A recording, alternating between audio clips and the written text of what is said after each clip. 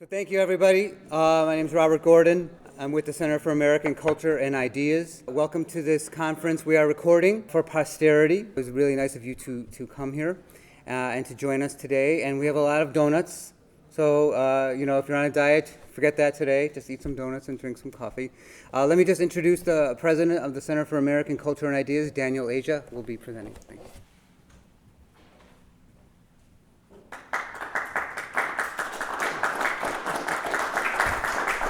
Thank you, Robert. Thank you for being here.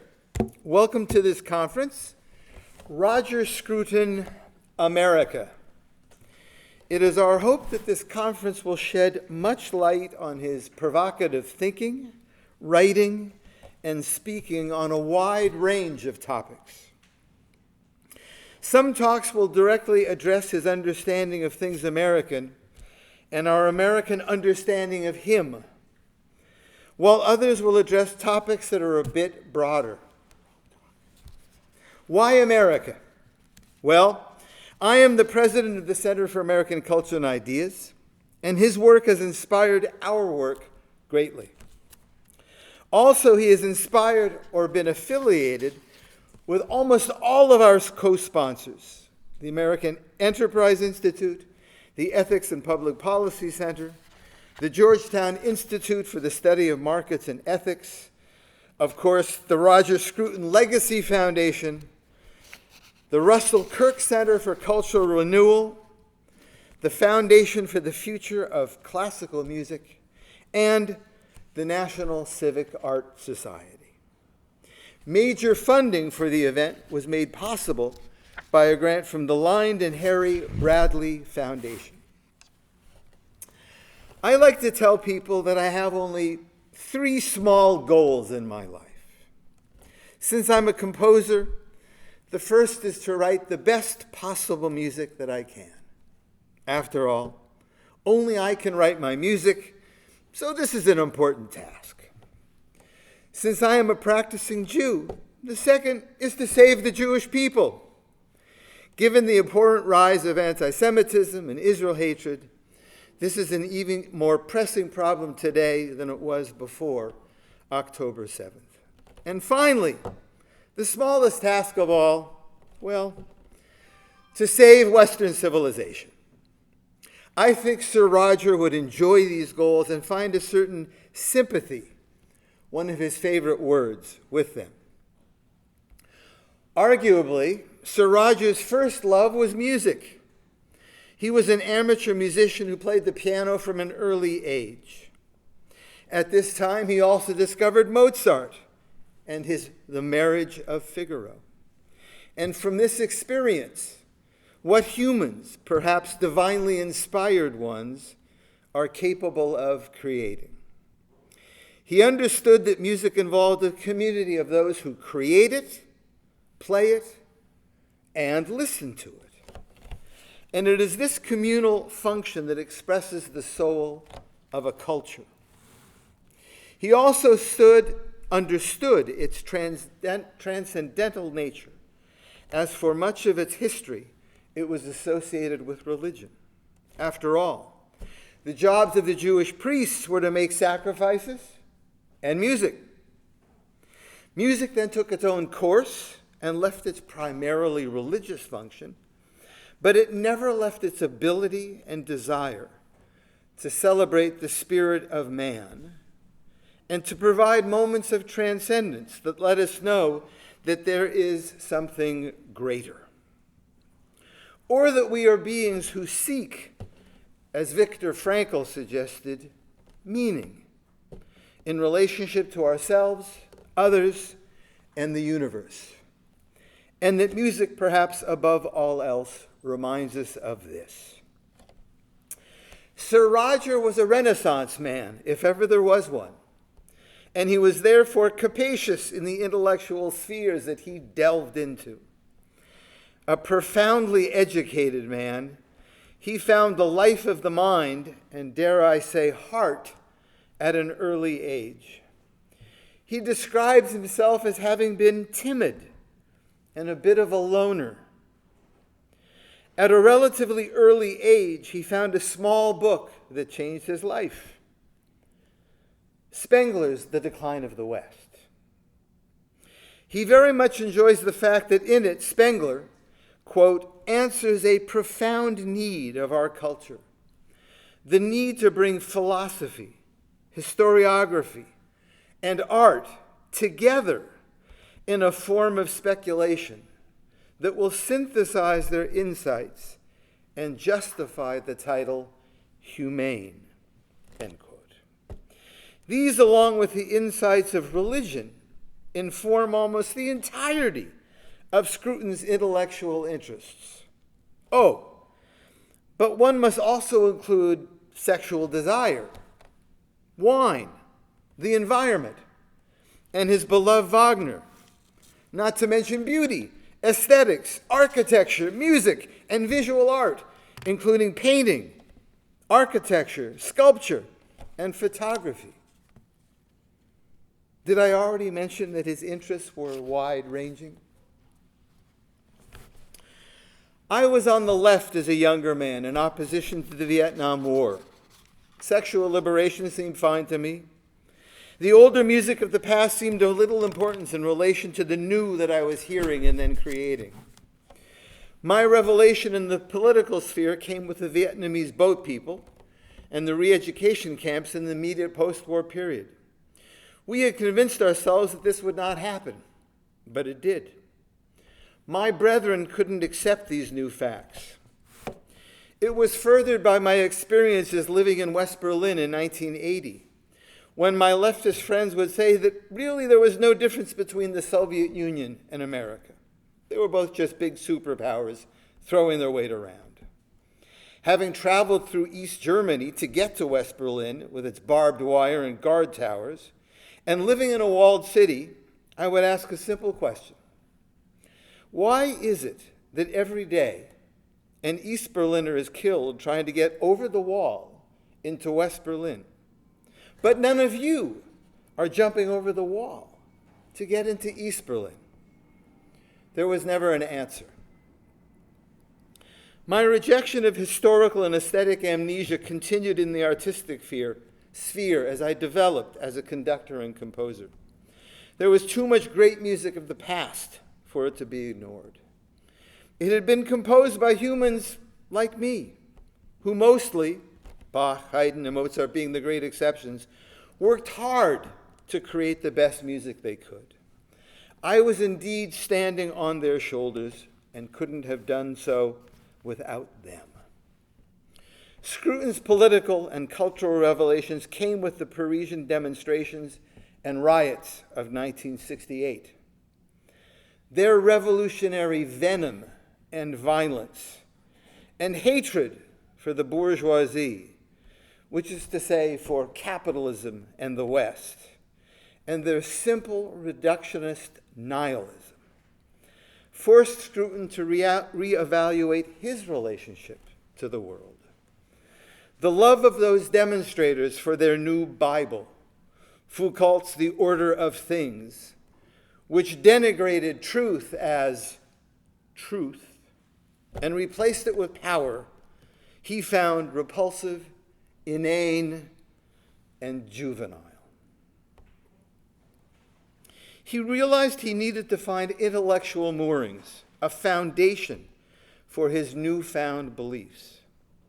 He discovered them in both the common law he grappled with while studying for the bar, although he never practiced, and in America, which had already established schools of conservative thought in universities. Thus he found Montesquieu, Burke, Tocqueville, Leo Strauss, Hayek, Friedman, and the Founding Fathers. He concluded that culture, high culture in particular, matters a lot. Judgment should be applied because it, quote, lays a claim upon the world, that it issues from a deep social imperative, and that it matters to us just in the way that other people matter to us, when we strive to live with them in a community.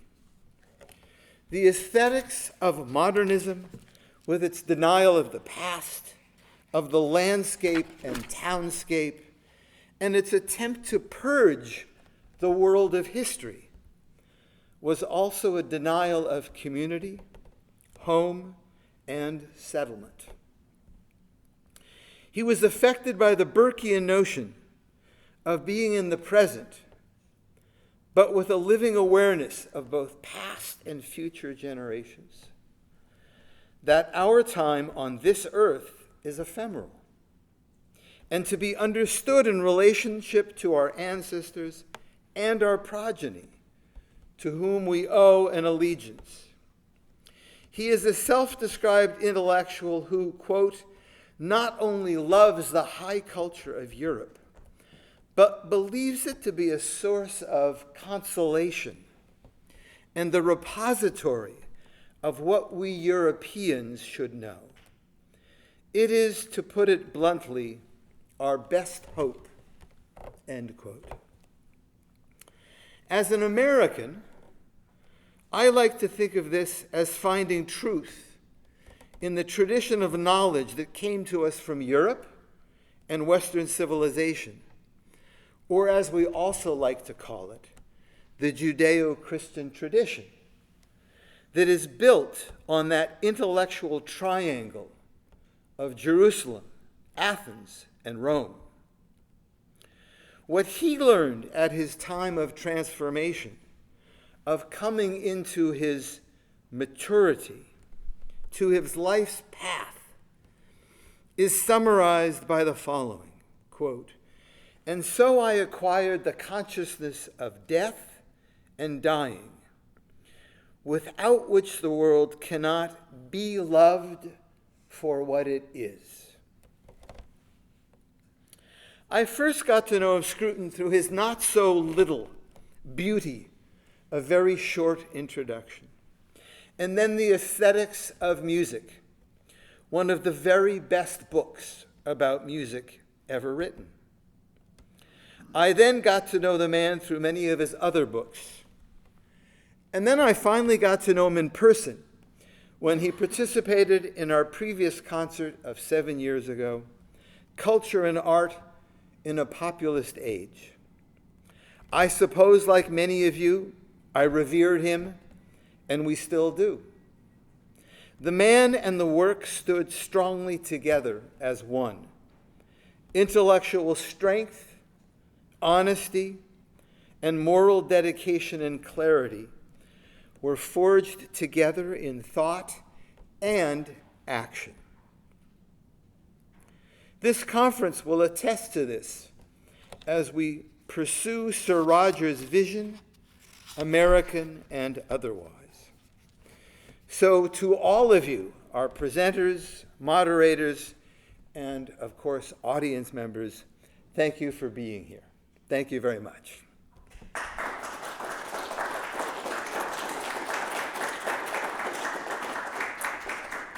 Just a quick additional comment. All of the events of today and tomorrow will be found on the website. So you might want to, if you wish, take out your program. So I'll invite our first two speakers to join me at the front for our first session. That is Dominic Green. So gentlemen, if you'll join me up here. When we talk about a political philosopher, we talk about their politics and we talk about their philosophy. But if we want to understand them, we also need to think about where, as we say, they were coming from. I mean coming from both in the sense of their social and professional contexts and also in the sense of their personality. So before we talk about what Roger Scruton thought, we should think about who he was socially and what he was professionally. We know the social who. Scruton was English. His background was lower middle class. It was suburban.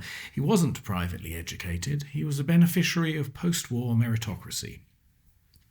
At the University of London, he taught at Birkbeck College, which mostly offers evening classes and part-time degrees for adults. As for the what, Scruton spent much more time working as a freelance writer than as a university professor. 21 years as a full-time professor, but 28 years as a freelancer. For most of his career, especially the later part when he was taken up in the US, he was what Americans call a public intellectual. The British don't call people public intellectuals, they call them journalists. And Scruton did most of his public intellectualizing in the form of journalism and essays. I suspect the pattern in which the American Scruton falls is that of the Englishman abroad in American letters. Who are his peers in this Atlantic crossing? I suggest Paul Johnson and Christopher Hitchens. All three began on the left and were acclaimed on the right in the US. Johnson was from the generation before Scruton. He was born in 1928 and grew up in the Depression and World War II. Hitchens was Scruton's contemporary. Scruton was born in 1944 and Hitchens in 1949. They grew up in the same post-war Britain, but with different experiences. Hitchens was the son of a naval officer in an age of post-imperial decline. He went to boarding schools. Scruton was the son of a teacher in the age of the welfare state and social mobility. Hitchens went to Oxford, Scruton to Cambridge, and then their paths diverged again.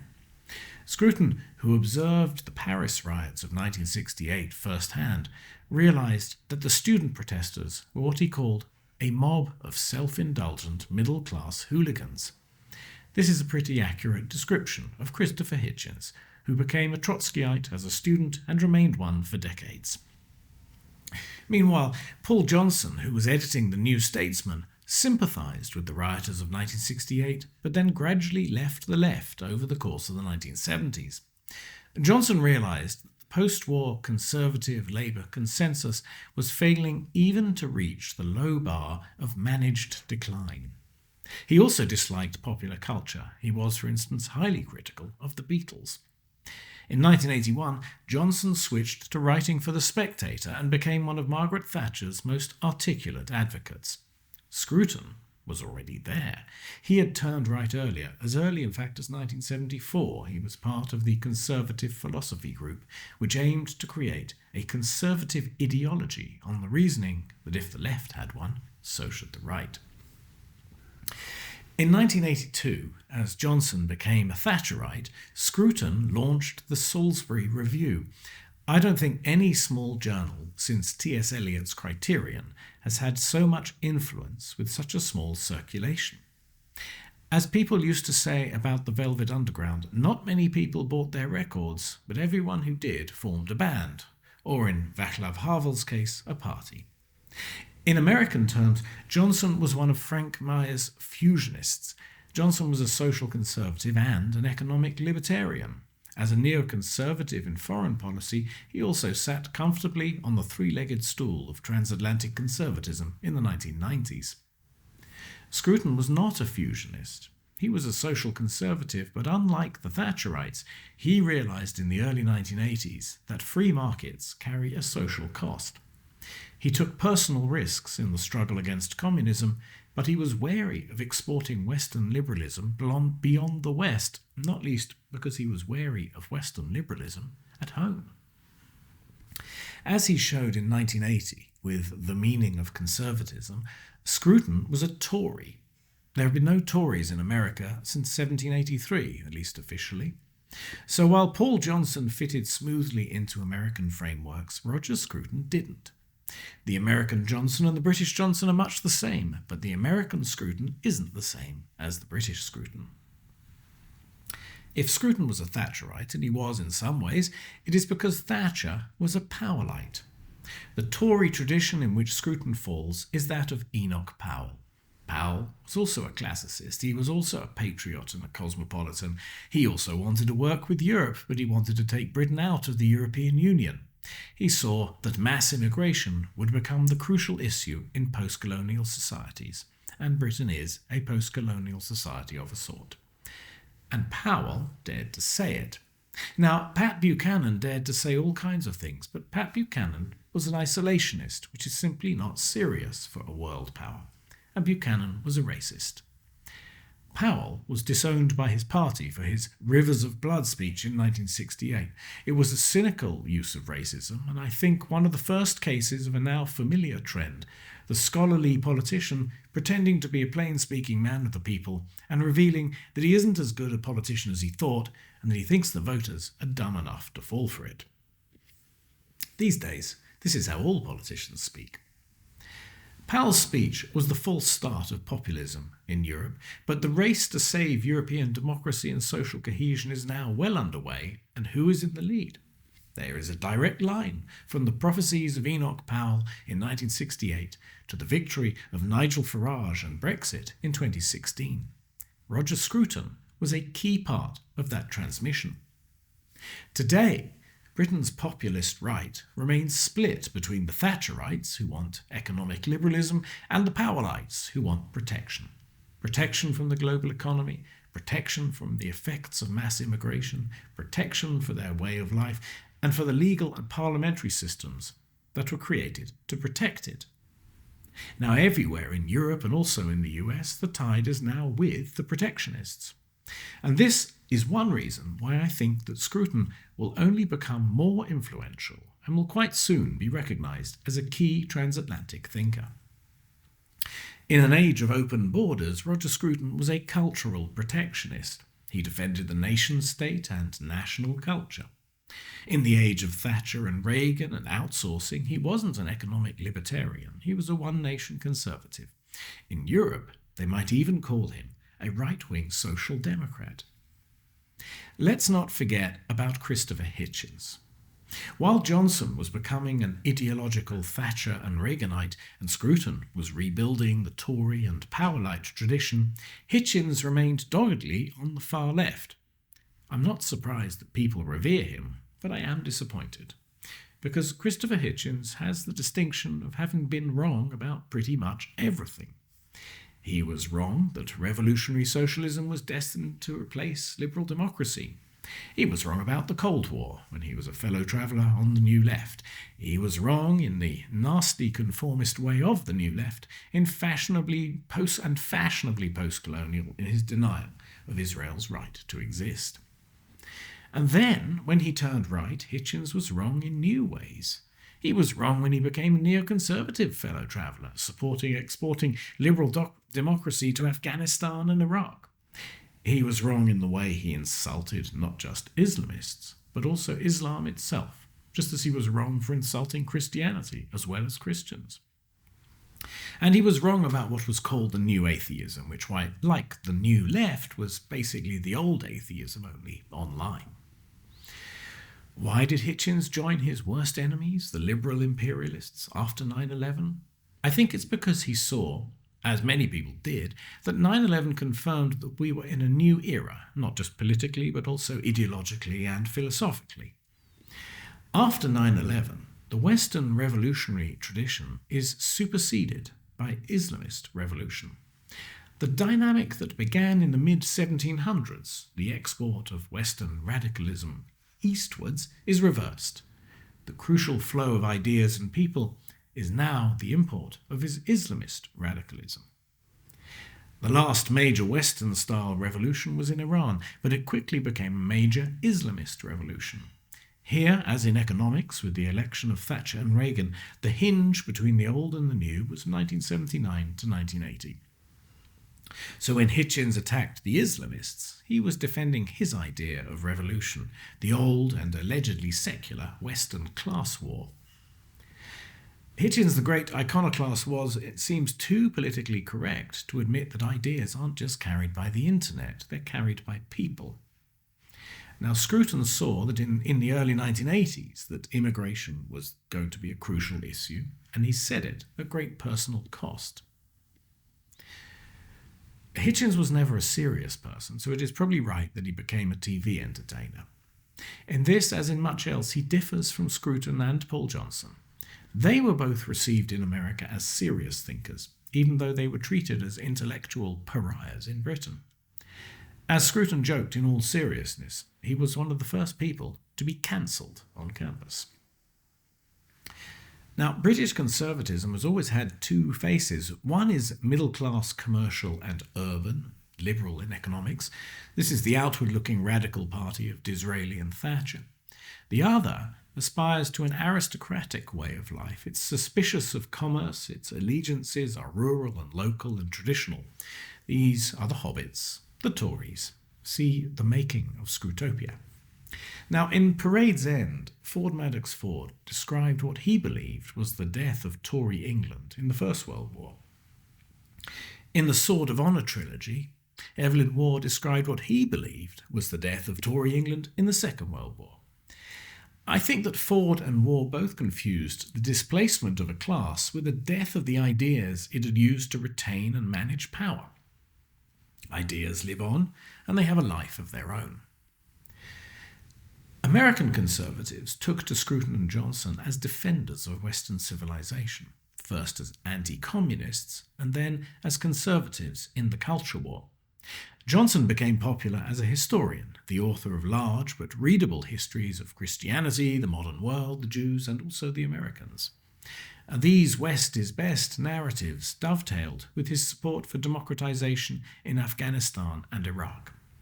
In 2006, President George W. Bush gave Johnson the Presidential Medal of Freedom. Johnson did not receive a British honour until 2016. Scruton was notorious in Britain, and notoriety is a kind of popularity, but he never became truly popular in the United States. He wasn't a best-selling author like Johnson, or a notorious raconteur like Hitchens. Scruton was wary of liberal imperialism too, at a time when having doubts about it was bad for your career. Still, Scruton, I argue, has become a more influential figure in America than Hitchens or Johnson, and I predict he will become more influential still. Now, this is surprising because, as I mentioned, much of Scruton's thought cuts across the grain of mainstream American conservative thought, in his lifetime anyway. Scruton was at heart a philosopher of aesthetics. The politics of public architecture are a hot topic in Britain. There are lots of old buildings, and World War II left a lot of empty building plots and a powerful centralised bureaucracy. The battle of ancients and moderns is of public interest. Scruton might have been an academic outsider, but when it came to architecture, he had the Prince of Wales, now Charles III, very much on his side. This Tory or traditionalist impulse exists in American conservatism's southern agrarian strand, but American conservatives are generally more interested in policy and practicalities, especially business, than art and aesthetics. And American conservatism, being American, is, with the exception of those southern and sometimes Catholic nostalgicists, oriented towards the empty spaces of the future, like all American life. As for the Republican Party, since the 1960s it has played to the gallery. It has adopted the know-nothing populist impulse and a general anti-intellectualism. For instance, when the Trump administration declared in Scrutonian fashion that federal architecture should revert to its Athenian model, the Trump administration was mocked as Philistines and control freaks, including by some conservatives. The right's adoption of anti-intellectualism was a strategic error. It has become a self-fulfilling prophecy. It confirms that the life of the mind really is, as the college professors claim, a monopoly of the blue state campus left. This is one reason why, though conservatism can claim to have created itself an ideology, it struggles to sustain it. The left have a massive canon, from Marx's early manuscripts to Foucault and Edward Said, to the latest abstruse theories on race, sex, and even sometimes education. Conservatives have not kept up to date. This is not surprising. Conservatism is a counter-argument, and that makes it literally reactionary. Even when conservatives favour radical economic ideas, they still want to slow the march of progress in cultural politics, which in our age means the march through the institutions of the progressives. The irony is that conservatives' most appealing offering to the voters isn't the stick of moral coercion, it's the carrot of liberal economics. As Scruton saw, this is incoherent. Karl Marx was an acute observer of this. Industrial capitalism is the most transformative force in history, Marx notes. The argument is over who lays the track on which the locomotive of history runs. The fact is, American conservatives have discarded Scruton's prime focus, aesthetics, as a luxury belief. This has damaged their cause. They have struggled to extend the Burke to Kirk syllabus through the last 5 decades of postmodernism, multiculturalism, and all the other ideologies they want to oppose. Outside the new criterion and people like the Center for American Cultural Ideas, where in America is the high art tradition taken seriously? And Scruton took it seriously. I once made a painful attempt to convince him that jazz was the true inheritor of the European art music tradition. He didn't buy it. He didn't care much for cinema as an art form either. In other words, he didn't rate America's unique contribution to the arts. His aesthetics were European and elitist, not American and popular. And aesthetics are not the only aspect of Scruton that sits at odds with the mainstream American right in the decades bookended at one end by Russell Kirk and William F. Buckley, and at the other by Ben Shapiro and Steve Bannon. In terms of philosophy, most American conservatives take the common-sense British empiricist approach. This complements their fondness for common law and Jacksonian practicality. It also complements their fondness for Austrian economic theory. But Scruton was a very continental kind of British philosopher. If 1968 was his year zero, the year he realised he must be a conservative, he remained strongly influenced by continental philosophy. He was a kind of Christian existentialist in the English style, but he was more likely to draw on Sartre and Nietzsche than on C.S. Lewis. He played the organ in country churches because he realised that the Anglican Church was foundational to rural life. But he was also the perfect Wagnerite, and he wrote a book, The Soul of the World, on the German romantic theme of Lebensphilosophy. I mentioned Ben Shapiro and Steve Bannon. They represent the current split between the fusionists and the culture warriors. The fusionists are trying to hold together the conservative coalition. The culture warriors see that the coalition is breaking down, and they want to break it entirely and form an American version of what the Europeans, who started thinking about all this much earlier, call the New Right. The culture warriors are radicals, revolutionaries even. There is as yet no American name for the revolution they wish to bring in. In Scruton's terms, it's one-nation conservatism. In European terms, it's right-wing social democracy. It doesn't yet have an American name, and that tells us a lot about the difference between Scruton's thought and the American right in the years before 2016. One of the strange reversals that has happened since then is that the left is becoming the party of Carl Schmitt and the right is becoming the party of Antonio Gramsci. The left favours its friends, which is understandable, but it also now seeks to destroy its enemies. The right, meanwhile, has been awoken by wokeness and is finally mounting its own long march through the institutions. Of course, American conservatives did create their own institutions, but they weren't like the universities, which are about mass education. They're elite institutions. They have public programming and so on, but their real focus is Washington, D.C. They exist to train administrators and supply ideas for when a Republican administration gets into the White House, as in 2016, when the Heritage Foundation became a one-stop policy and staffing shop for the Trump presidency. Like I said, this was a mistake. As the mistake became clear, a new generation of conservatives realised they had to fight as the left has always fought, a narrow battle for control of the institutions. They also saw that digital technology meant they could speak past the gatekeepers and launch a broad campaign for hearts and minds. Christopher Rufo is successful at mau-mauing the flak catchers of the Ivy League because his social media following amplifies his attack.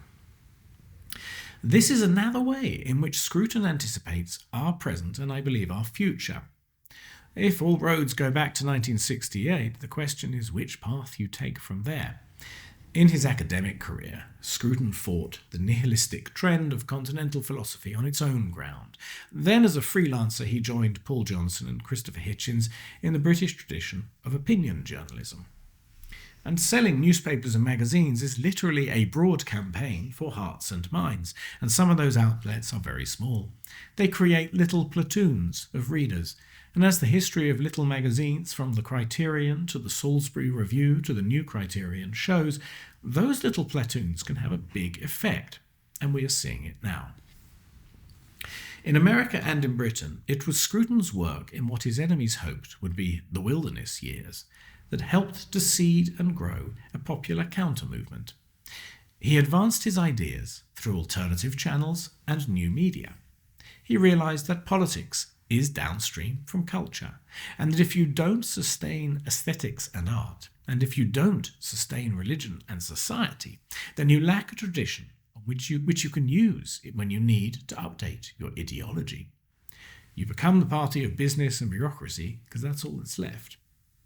To update that ideology, he took continental philosophy seriously, and this, I argue, makes him one of the first of the conservative Gramscians. But Scruton also remained a Tory Democrat. He believed in environmental stewardship and what we call now locavore values. In domestic policy, he saw that liberal culture is the inheritance of Judeo-Christian civilization, and that the people who live in its lands have a moral right to define and to defend it. Borders is more than a bookstore. In foreign policy, Scruton saw the defence of this Western civilization as distinct from foreign adventurism. Abroad, he was one of the first Western conservatives to identify the ex-Soviet satellites of Central and Eastern Europe as the new frontier of nation-state politics in the West. Those states are now the new Europe. All of which makes Roger Scruton an unlikely founder of the dissident right before anyone called it the dissident right. And of course, it's not really that dissident anymore. Because all of these ideas are increasingly accepted among mainstream conservative thinkers, and perhaps more importantly, among electorates in Europe, in Britain, Australia, or in the United States. And this is why I think for all his specificity, Roger Scruton will be recognised as the thinker who refounded the Anglo-American conservative tradition when the post-1950s fusion broke down. Roger Scruton may have been an odd fit with American conservatism in his lifetime, but that's because he was ahead of his time. We are only now seeing that because his future... Roger Scruton may have been an odd fit with American conservatism in his lifetime, but that is because he was ahead of his time. We are only now seeing that because his future is becoming our present. Please welcome Justin Shubo and Fisher Derderian. Fisher, are you going first? Yeah. Go ahead. Would you like to? Okay. Sure. We never decide who's going first. All right. Well, good morning, everyone. Thank you, Dan, for having me here today. As the founder and executive director of the Roger Scruton Legacy Foundation, it's an immense pleasure to be involved in this program and participate in the conversation over Scruton's work and its relevance to America today.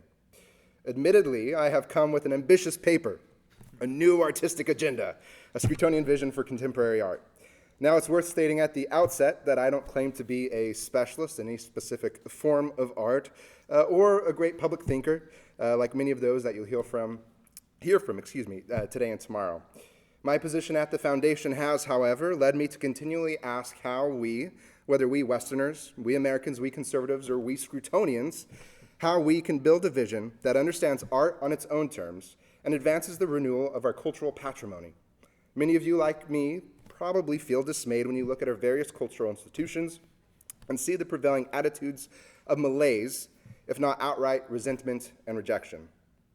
Examples of this culture of repudiation, as Scruton called it, are abundant, and over the next 15 minutes or so, I will certainly provide you several illustrations of this governing philosophy in our institutions. This phenomenon isn't new, though. We can look back to the culture wars of the 1990s, if not further back, to see the trajectory leading to our current situation. Yet the conservative response has hardly evolved. Take the National Endowment for the Arts, the NEA, as an example. Despite periods of respite under leaders like Dana Gioia and John Parrish Peety, the Heritage Foundation's stance has remained largely unchanged since 1997, which advocates for the elimination of NEA funding due to its support of what they see as wasteful and morally degrading art. While I do generally agree with this critique, I question whether the solution is defunding and abolishing the NEA. This institution is charged with being a cultural caretaker of American traditions, and simply abandoning it may not be the best approach. To understand why this approach might not be ideal, let's take a moment to further consider the role and potential of the NEA. The National Endowment for the Arts, established in 1965, has a mission to foster the arts in America, supporting artistic excellence, creativity, and innovation for the benefit of individuals and communities. Over the decades, it has played a crucial role in promoting a wide range of artistic endeavors, from classical music and opera to contemporary visual arts and theater. While criticisms about funding allocation are valid, it's worth considering how we might reform and improve such institutions rather than dismantling them entirely. So this brings us to a critical question. What should our vision for the arts be? And also, what does Scruton have to do with this? For the uninitiated, I often describe Scruton as a case study in loving one's own well, whether that be one's community, one's culture, and one's traditions.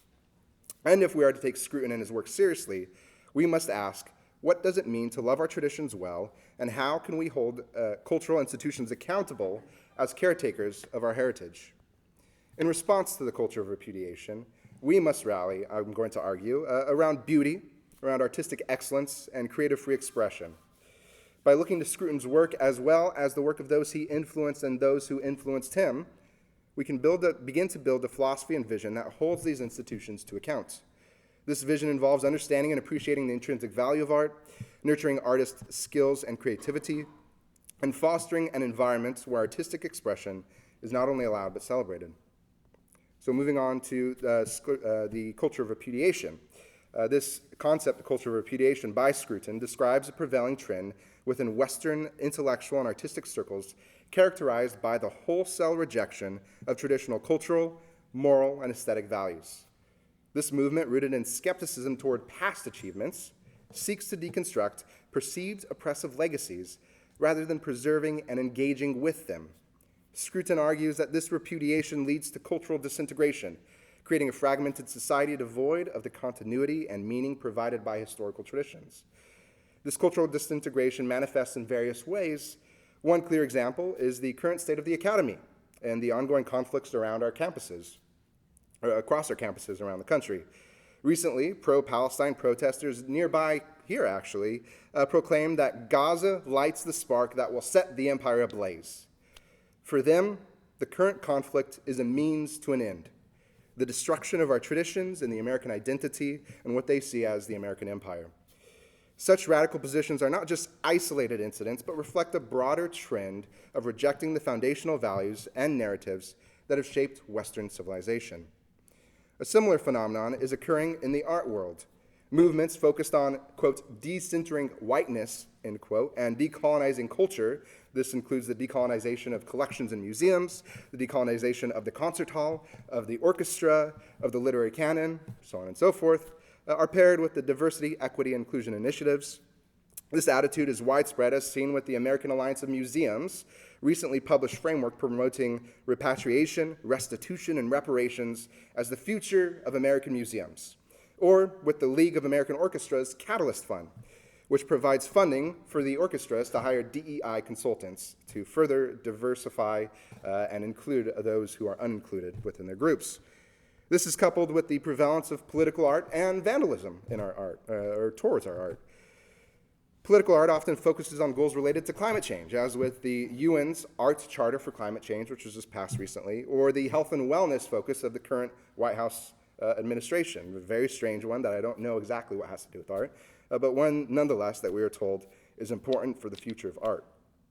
Vandalism also encompasses both physical destruction and acts of desecration, as Scruton would put it, including the numerous examples such as the defacement at the National Gallery of Art having to do with the memorial to the first all-black regiment in the Civil War, and that person actually then went and defaced the U.S. Constitution in the National Archives Museum a couple months later, and actually a week after he was indicted for his initial defacement and vandalism. These examples highlight a broader issue, though, inherent to the culture of repudiation: the instrumentalization of art for political ends. Art is increasingly viewed as a tool to advance specific ideological agendas rather than as an expression of human creativity and the pursuit of beauty. This shift has profound implications for how art is created, how it's presented, and how it's perceived. Instead of fostering a thriving and meaningful artistic culture, this approach often leads to a narrowing of creative expression and a devaluation of artistic excellence. So then, what is the proper role of the arts? How do we understand art on its own terms? Scruton's answer is simple. Art must be seen as aesthetic objects, or in the terms of German philosopher Immanuel Kant, objects inviting the interest of reason. For Scruton, defining art as a concept itself was not crucial. Rather, any object intended as art could be considered as such. The difference between works like Andy Warhol's Brillo boxes or Tracy Emin's Bed and masterpieces like Botticelli's Venus, though, lies in their capacity to invite contemplation for their own sake. This is the disinterested interest Scruton highlights from Kant's philosophy. Art, properly understood, does not exist to serve political ends. While art can communicate culture, history, values, identity, and even have political themes as its subject matter, its primary purpose is aesthetic. Seeking secondary benefits, such as various social advantages art might present, misunderstands the essence of art. As Scruton put it, good art offers, quote, a self-conscious placing of ourselves in relation to the thing considered, and a search for meaning which looks neither for information nor practical utility, but for the insight which religion also promises, insights into the why and whither of our being here, end quote. Understanding art on its own terms involves recognizing its intrinsic value. Art can elevate the human spirit, providing a sense of connection to something greater than oneself. It can also serve as a medium for exploring complex ideas and expressing profound truths about the human condition. So, in understanding the proper role of art now, we must ask, what does it look like to create a vision for contemporary art that embodies a new artistic agenda, as I put out? What I propose, as I mentioned before, is that this new agenda, which ought to be applicable in some sense to any art institution, should focus on three principles, namely beauty, artistic excellence, and creative free expression. So as Dan mentioned, Roger actually wrote an entire book on the subject. Somehow, when one reads it, you find that Roger refrained from giving any precise definition of the concept. Instead, he gives us a wide description and describes it as something that evokes the disinterested interest, as I already mentioned. He draws on Kant to explain this concept, which means taking pleasure in something for its own sake without any practical benefit. Aesthetic interest, then, is a form of this, which judges beauty in objects purely for its own sake and experiencing a contemplative pleasure that transcends mere sensory enjoyment. This requires setting aside personal desires and utilitarian considerations to fully appreciate the intrinsic value of the beautiful object. Thus, we get Oscar Wilde's famous statement that all art is useless. Beauty in this sense invites us to contemplate and engage with the world in a manner that transcends immediate practical concerns, allowing us to experience a higher form of satisfaction and meaning. Central to Scruton's understanding of beauty is the idea of fittingness, which refers to the harmonious relationship between the parts of the work and its overall form. This creates a sense of coherence and order that is essential for the perception of beauty. Even works depicting pain and suffering can be beautiful if they induce this contemplative response. For example, the haunting beauty of Caravaggio's Denial of St. Peter lies in its use of shadow and color, drawing us into the human drama and provoking thoughtful reflections on themes of betrayal and repentance. Beauty, according to Scruton, is a real and universal value anchored in our rational nature. It ennobles the human spirit and presents us with a justifying vision of ourselves as something higher than nature and apart from it. This view emphasizes that beauty is not only about sensory pleasures, but involves a deeper engagement with the object that reveals its intrinsic worth. For institutions, then, the pursuit of beauty requires creating and promoting art that successfully piques this aesthetic interest. Institutions must prioritize beauty by supporting artists dedicated to creating these works that resonate deeply with the human spirit, offering insight and meaning that transcends the ordinary. By fostering an environment where beauty is valued and pursued for its own sake, institutions can contribute to a cultural landscape that, as he put it, ennobles and elevates the human spirit. Proceeding then to artistic excellence. The simplest definition I mean in this is things like attention to skill and craft, excellent form and content, and proper training and execution. However, whenever one mentions the subjects of artistic excellence, you will inevitably get the question, whose standard of excellence are we to uphold? There are three key aspects that I offer us to consider here: tradition, skill, and valuing an artist's ability over their background. T.S. Eliot, in his essay Tradition and the Individual Talent, argued that tradition gives art meaning through a historical sense, which is crucial for creating meaningful work. This historical sense involves perceiving the past as both past and present, allowing artists to engage in a dialogue with the entire continuum of art history.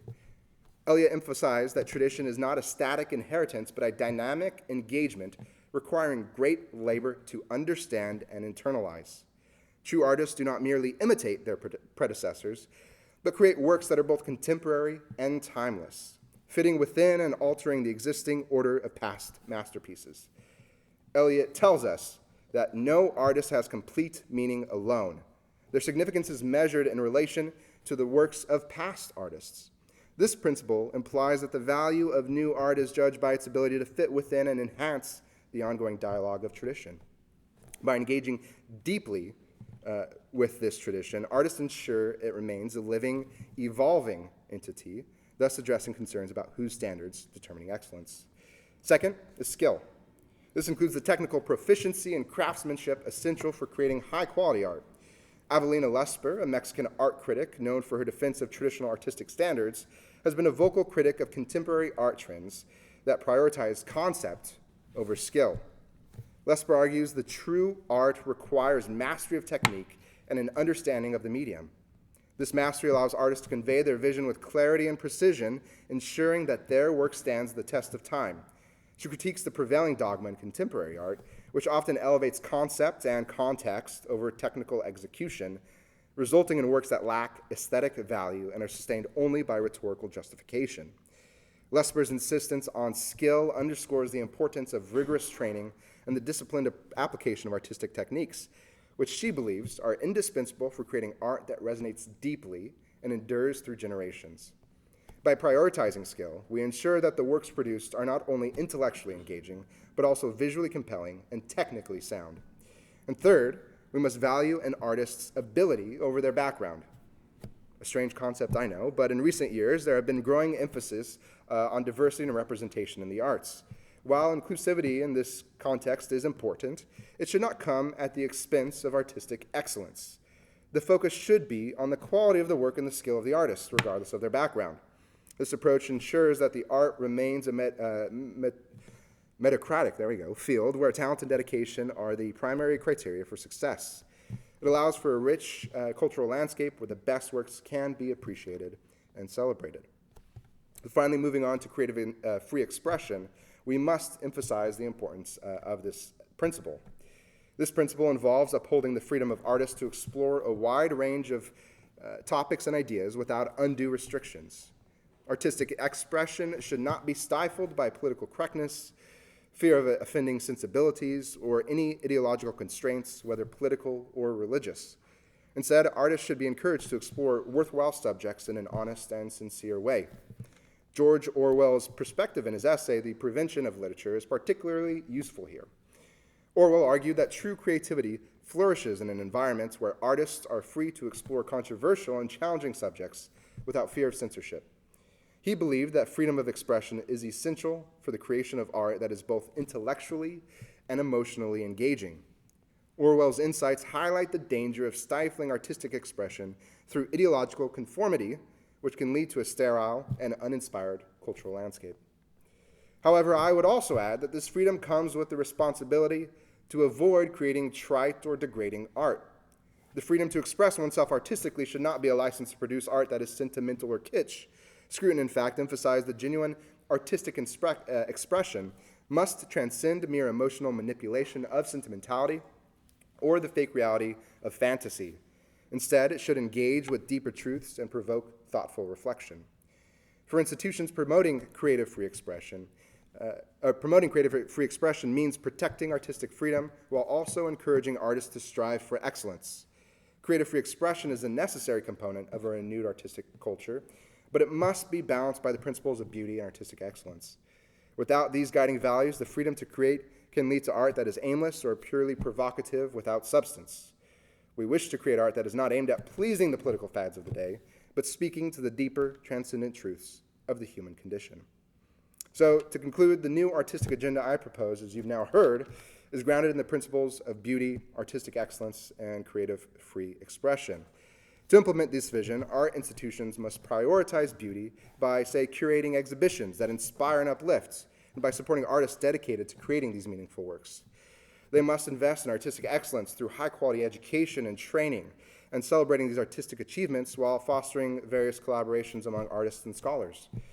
And promoting creative free expression involves creating spaces in which people can actually explore, shall we say, in safe a manner, the ideas and desires of their art.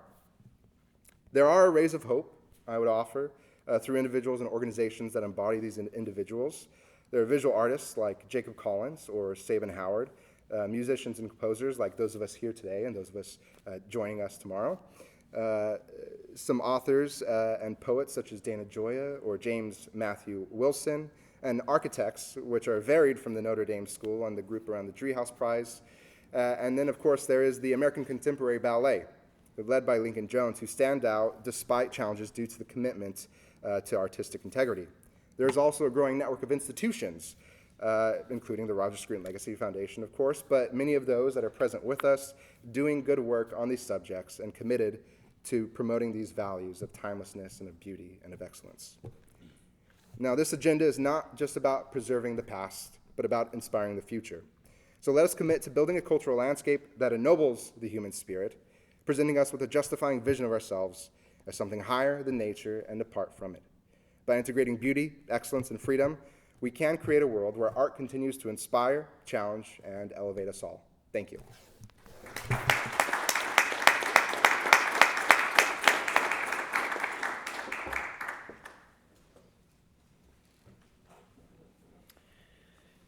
Thank you very much, Fisher. Please now welcome Justin Shubo to talk about Roger Scruton's philosophy of architecture.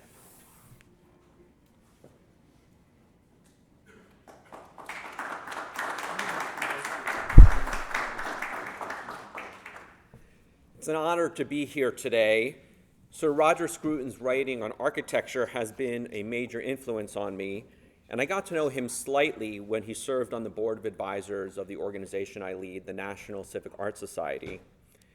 As the many diverse topics in this conference demonstrate, Roger Scruton was a polymath. But though he was deeply learned in many areas of knowledge, one of his preeminent interests was that of architecture. And in terms of influence on the real world, it is perhaps where his ideas have had the greatest observable impact. Scruton is unusual among contemporary philosophers for combining the via contemplativa and the vita activa. He didn't confine himself to living the life of the mind. He put his ideas into action. During the 1980s, he smuggled anti-communist writings behind the Iron Curtain in Eastern Europe at great risk to himself. And indeed, the secret police would follow him, catch him, and rough him up. More recently, as I'll discuss, he accepted a position of government leadership in British architecture and planning. He didn't just get roughed up, he got defenestrated. In my mind, Scruton was the greatest philosopher of architecture of his time. Indeed, despite his vocal political conservatism, which is anathema in universities, his philosophical writings are studied by academics in the field of aesthetics. He is widely ignored in architecture schools, however. The cult of modernism reigns supreme, and no heretic may be admitted. Scruton's first major statement regarding architecture occurred with the publication in 1979 of his book, The Aesthetics of Architecture. Not only was it the first book-length discussion of architecture by any British philosopher, it represented one of the first sustained attacks on the doctrines underlying modernist architecture. Scruton was one of the first to point out that the emperor has no clothes. His Aesthetics of Architecture is a scholarly treatise, technical and abstruse at times, in which he attempts to discover the essence of architecture. Demonstrating incredible breadth and open-mindedness, he employs the methods of analytic philosophy as well as those of German idealism. One other way he distinguished himself from analytic philosophers was by writing with literary flair. He didn't just understand style, he wrote with it. I don't wish to delve too deep into the book. This is not the venue in which to discuss the nuances of Kant's aesthetic philosophy or how to interpret Borromini's oratory in Rome. But I do want to highlight a few themes that would appear throughout his later efforts as a public intellectual, his writings that have been the most widely read and influential. One is that architecture is fundamentally an aesthetic endeavor. It is the appearance of buildings that ought to be paramount, not the underlying structure, utility, or function, not the invisible things. This might be obvious to lay people, but it is not to architects ever since the advent of modernism between the First and Second World Wars. Scruton also refutes the modernist doctrine of functionalism, the idea that the form of a building ought to necessarily flow from its function and nothing else, that beauty comes from form following function, to adapt the dictum of the American architect Louis Sullivan. Scruton shows that this is false since, among other things, the meaning of the term function is obscure. Doesn't mean the function of the whole building or of the function of its parts, such as its plumbing and wiring, functions that are quote unquote revealed in a building like the Pompidou Center in Paris. As you can see here, I'm going to refer to slides that are not visible in this room, but that will be available in the video. If function is meant to mean the function of the parts, it makes no sense to treat it as the basis of aesthetic experience. Moreover, the function of the building is indeterminate and can change over time. A church, for instance, can be converted into a theater or a train station into a hotel. Are we therefore to judge the resulting buildings as failures? And here is an example of Denver's Union Station, a train station from 1881 that has been reused as a hotel and a venue for numerous restaurants. Scruton also critiques other modernist doctrines, such as the view that architecture must flow from the zeitgeist, the necessary unfolding of the spirit of the age. This view is rooted in Hegel's philosophy of history. The idea that architecture must embody the zeitgeist is a deterministic view that holds that building in the spirit of another age, for instance, building a Romanesque building in the contemporary era, is an instance of false consciousness denying what we must necessarily accept. As a result, designing and building in a historic style of architecture must always fail. It is even immoral. This is especially the case since the evolution of the zeitgeist, as in the Marxist philosophy of history, is held to be inexorably a matter of progress. The present spirit of the age is always superior to that of the past. And it is no surprise, I would add, that so many modernist architects share a progressive worldview disdainful of traditional culture in the past. Scruton is more amenable to Hegel than many other Anglo-American philosophers, and he does appear to accept that a Hegelian view of history has some validity. He says there's no other way of recognizing that there is, for instance, a Renaissance age as opposed to a Baroque age. However, Scruton is skeptical that any one style can be the style of the age. He asks us to consider, for instance, the buildings designed by the masterful English architect Sir Edwin Lutyens, as you can see here, classical buildings constructed when modernism was on the rise. Scruton maintains that Lutyens was as much of his time as any modernist architect. Scruton draws some important distinctions between architecture and other arts. For instance, every building is located in a particular place. The locale matters: the street, the neighborhood, the town, the country. Buildings in cities are inevitably parts of an ensemble. There is just a coordination problem that should be solved through a harmony of style or styles. New buildings either fit in with existing buildings or clash with them.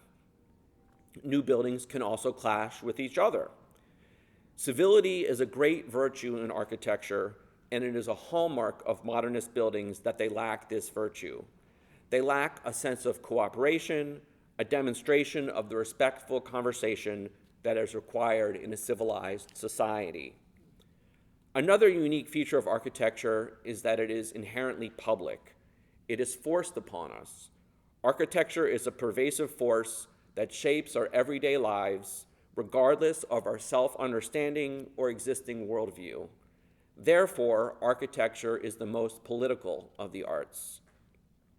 There are additional distinctions regarding the appropriateness of modernism in the architecture versus that in literature and the fine arts. For one thing, modernism in the arts is largely a matter of personal self-expression, with the artist often trying to convey the spirit of modern consciousness as he or she sees it.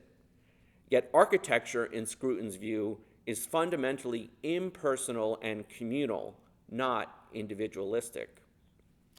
Scruton also distinguishes architecture from the arts since its history is replete with revivals. For instance, the revival of the classical in the Renaissance, or the revival of the Gothic in the 19th century.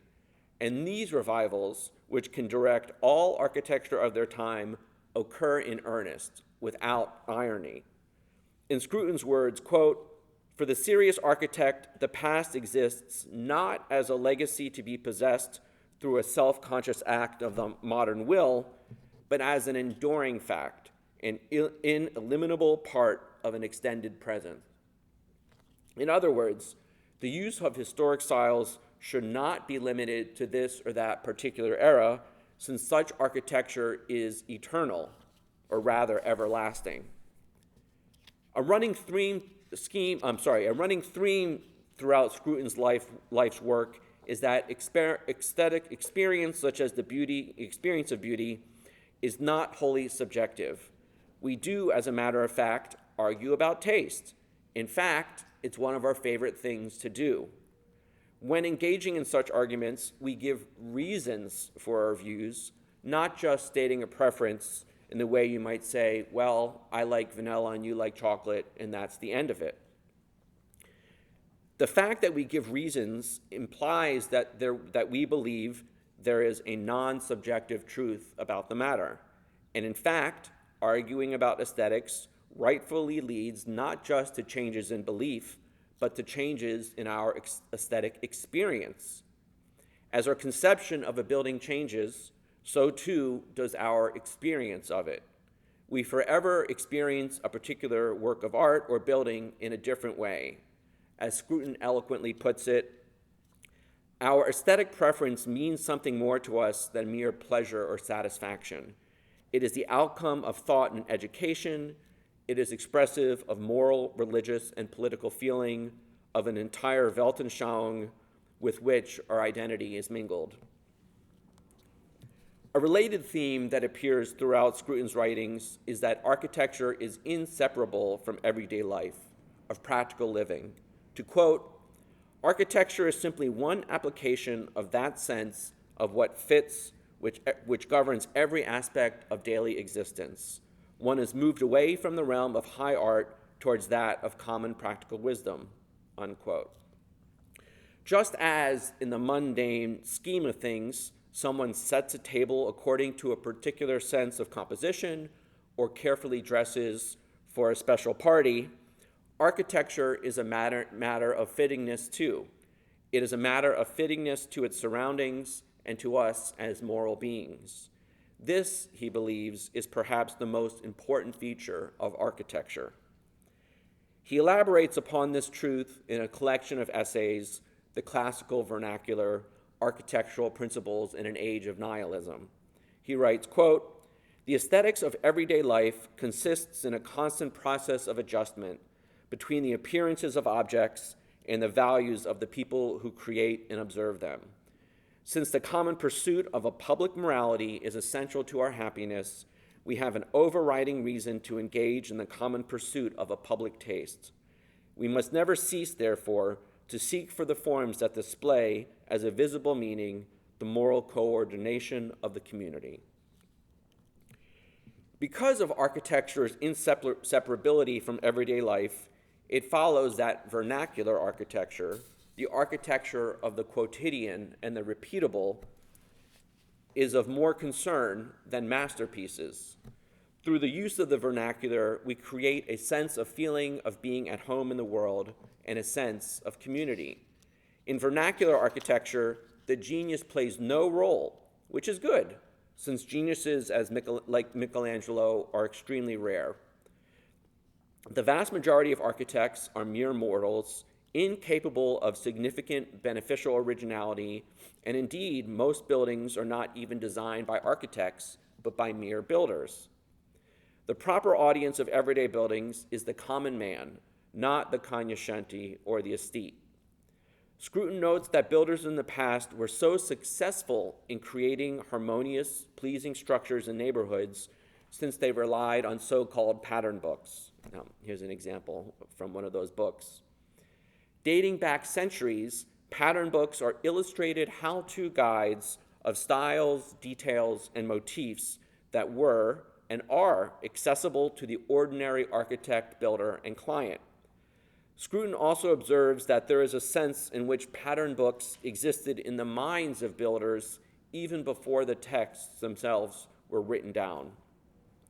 These catalogs contain idioms adapted from the orders of classical architecture, the systems of vertical organization based around the column, base, architrave, and cornice. Here are examples of the orders. Originating in ancient Greece and Rome, the orders were a great aesthetic discovery. Quote, everything is calculated to give maximum repose, the serene stillness of geometry, together with maximum vitality, the play of light and shade, the impression of the carving hand, life revealed within the stone. The heart of the modernists' revolution was its abolition of the teaching of classical architecture, the methods. Modernism abolished the study of moldings, of ornament, of detail, of the effects of light and shade. Here, for instance, is a shadow study. It even abolished training in drawings, even though the best way of the best way of learning to see is to draw what is in front of you.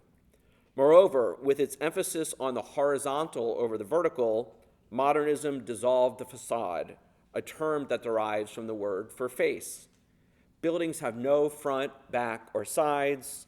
Without facades, buildings cannot relate to each other like citizens in a well-ordered society, and they fail to acknowledge our existence. So here is a streetscape showing the emphasis on the horizontal in modernist architecture, unbearing, almost difficult to accept horizontal. And here's a contrasting design of a long series of buildings in which there are good vertical manners. And here's an image from Scruton's book showing an example of the dissolution of the facade. Scruton said much more than this about architecture, but that's all I have time for now. I want to briefly discuss what occurred when he entered the public arena in this domain. In 2018, he co-authored a report published by Policy Exchange, a leading politically conservative UK think tank, titled Building More, Building Beautiful. The report argued that the severe lack of newly built housing in the country must be blamed on a failure of aesthetics. There was so much popular opposition to new development since the people of Britain assumed that the results would be soulless and ugly. The report provided evidence that in contrast to the modernist dreck that was typically being built, ordinary people preferred traditional architecture they perceived as creating a sense of community, comfort, and togetherness. Not long after the report was released, the conservative national government created the Building Better, Building Beautiful Commission to set policy very similar to those recommended in the report, particularly by giving local communities a strong say in decisions regarding architectural style. Kit Malthouse, the UK Minister for Housing, published this tweet, which caused outrage from the architecture establishment. As you can see, he's comparing a new glass building with a masonry Greek revival one, saying one will last for the ages. and not the other. Scruton was appointed the unpaid chair of the commission. Predictably, the modernist architectural establishment, including the Royal Institute of British Architects, came out in fierce opposition. There were scurrilous attacks on Scruton in the press, with dishonest journalists twisting things he had said out of context to make him sound like a bigot. In fact, an editor at the New Statesman was later demoted as a result of his unethical writing, with the magazine issuing a public apology. Throughout the attacks on him, Scruton defended himself by saying that his role as chair was simply to protect the public from architects imposing their values on him. He said, quote, "I want to give the public the opportunity to have the kind of architecture they would vote for, not the kind that is imposed on them by the disciples of Le Corbusier or Mies." Alas, in a shameful turn of events, Scruton was fired from the position. Ultimately, the truth about what he had actually meant surfaced, and 3 months later, he was reinstated as co-chair. In another heartening development, the government went on to create a new office, the UK Office of Place, to oversee and implement the recommendations in the recommendations from the Building Better Commission. The head of that office is Nicholas Boy-Smith, who was Scruton's co-chair. Traditional architecture remains on the rise. In October, even the leader of the Labour Party, Sir Keith Starmer, pledged to build Georgian-style townhouses in urban areas. That would have been unthinkable. A different controversy regarding the democracy of design took place in America in early 2020, 1 month after Scruton passed away, when there were press reports of a leaked draft executive order from the Trump White House. The order would reorient federal architecture from modernism to classical and traditional design. The order highlighted the inspiring history of classical federal architecture going back to the Founding Fathers, noting that George Washington and Thomas Jefferson consciously chose the classical style for the design of the White House and U.S. Capitol. The founders inaugurated a national idiom that guided federal architecture for 150 years. And here's an example. This is Capitol Hill, showing obviously the Capitol in the front. On the back right, the Library of Congress, a classical building built much later. And in the back left, the U.S. Supreme Court, which was built in the 1930s, the quote-unquote modern era. The order bemoaned a decline in federal architecture starting in the 1950s when modernism became hegemonic.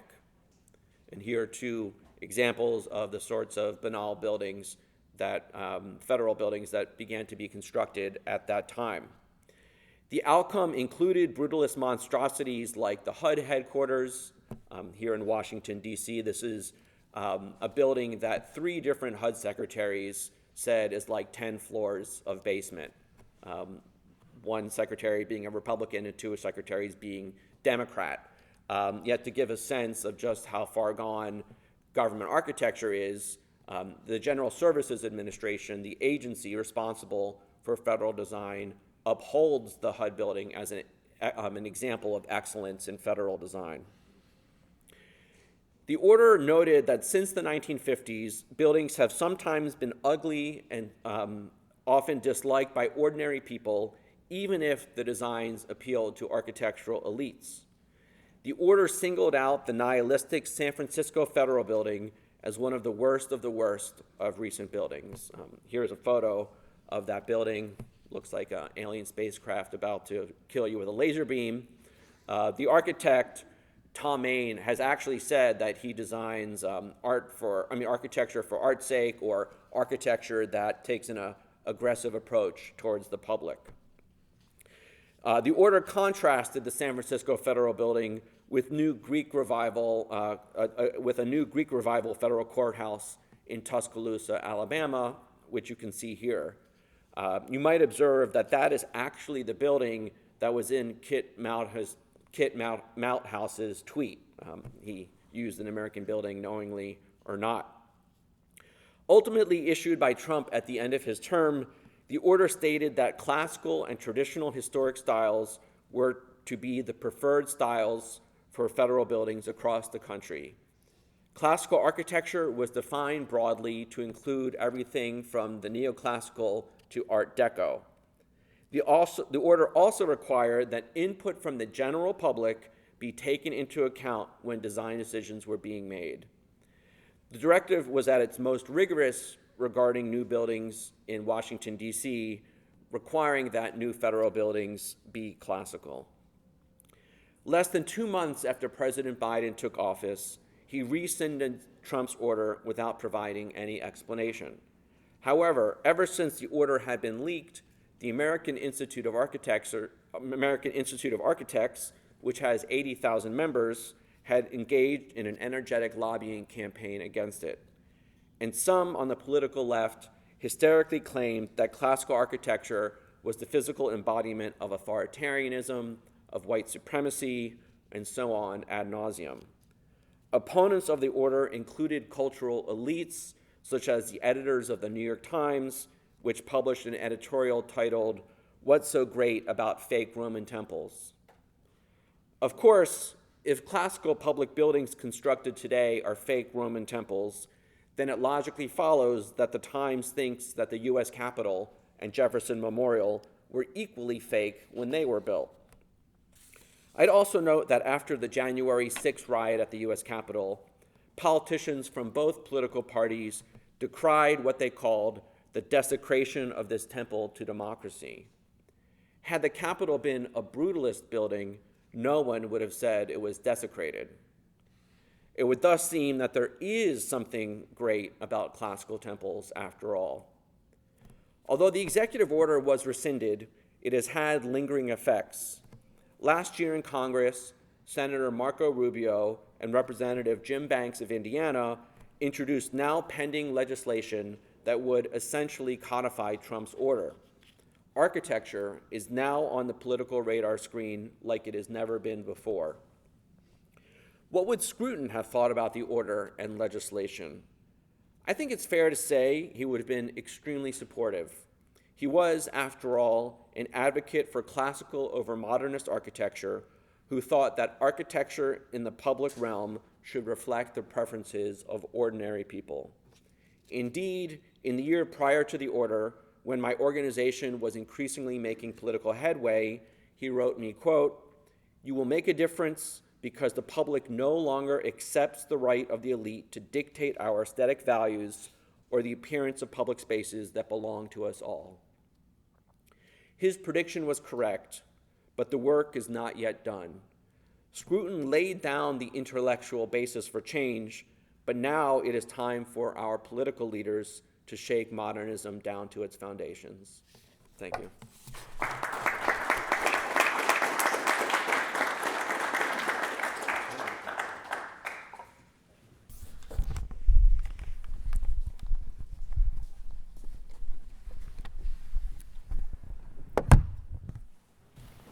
Thank you very much to both of our speakers. I'll open it up to our audience to see if you have questions. I hope you do, or comments. If not, I'll be happy to start off some questions. Anybody have a question or comment for either of our speakers? Well, then I'll... yes, sir. And if you'll stand up and tell us who you are. Yes. I'm Josh Kinlaw. Thanks for your talks. Welcome. If either of you wanted to comment on the building directly behind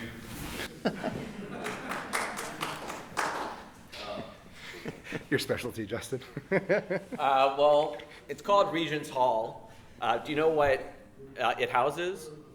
No idea.